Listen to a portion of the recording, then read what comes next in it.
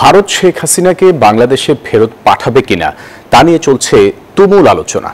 আইনজীবী ও বিশ্লেষকরা বলছেন ভারত বোধহয় সে পথে হাঁটবে না, সেই ধারণাই এখন পর্যন্ত প্রবল। তারা বলছেন শেখ হাসিনাকে ফেরত দেয়া ভারতের কাছে রাজনৈতিক পরাজয়ের মতো, তাই দিল্লি হয়তো অবস্থান বদলাবে না। এমন অবস্থায় দুদেশের মাঝে স্বাভাবিক সম্পর্ক ও বোঝাপড়া বাড়ানোর উপর জোর দিচ্ছেন তারা। প্রমা চৌধুরীর প্রতিবেদন।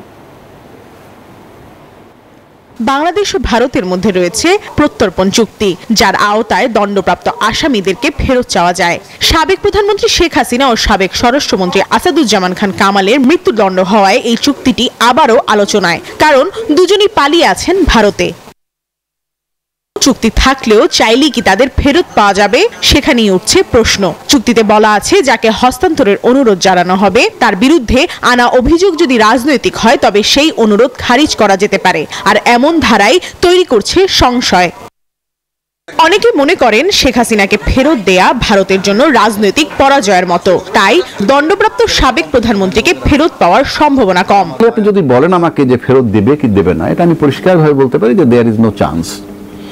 ফেরত আসার চান্স নাই বা ফেরত পাঠাবে না তারা। এটার কারণ আমি মনে করি তাকে যদি আমরা ফেরত আনতে পারি তাহলে এটা তাদের রাজনৈতিক পরাজয় হবে। তবে এই সম্ভাবনা একেবারেই শূন্য হয়নি। এই আইনজীবী বলছেন লাভের পাল্লা ভারী হলে ভারত হয়তো নতুন করে চিন্তা ভাবনা করলেও করতে পারে। বাংলাদেশের স্বার্থে যদি হয়, সেক্ষেত্রে স্বার্থ ক্যালকুলেট করে যদি মনে করে যে তাকে ফেরত দিলে গেইনটা অনেক বেশি হতে পারে, সেক্ষেত্রে ফেরত আসতেও পারে। আইনি ও কূটনৈতিক দিক থেকে ভারতকে বাধ্য করা যায় কিনা সেই প্রসঙ্গ ঘুরপাক খাচ্ছে। তবে তেমন অবস্থায় বাংলাদেশ আছে বলেও মনে করছেন না সাবেক এই রাষ্ট্রদূত। যদি আমরা সম্পর্ক ভালো না করি তাহলে এই সম্ভাবনাটা, এই যে আপনি যেসব কথা বলছেন যে বন্দী কি বলে প্রত্যাবর্তনের ব্যবস্থা, সেইগুলো খুব সহজ হয় না। যদি সম্পর্ক ভালো থাকে তখন এই জিনিসগুলো নিয়ে আলাপ আলোচনা করা যায়। সুতরাং আমি মনে করি ঠিক এই মুহূর্তে আমাদের দুই দেশের যে সম্পর্ক আছে তাতে কোন রকমের ইতিবাচক সাড়া পাওয়ার সম্ভাবনা খুব একটা নেই। তিনি মনে করেন বাংলাদেশের এখন উচিত ভারতের সঙ্গে স্বাভাবিক সম্পর্ক বজায় রাখার উপরই জোর দেয়া।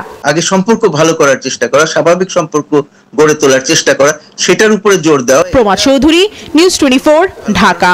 সব মশার বিরুদ্ধে সুরক্ষা দিতে এলো বসুন্ধরা এক্সট্রিম অ্যারোসল। মশার বিরুদ্ধে এক্সট্রিম সুরক্ষা।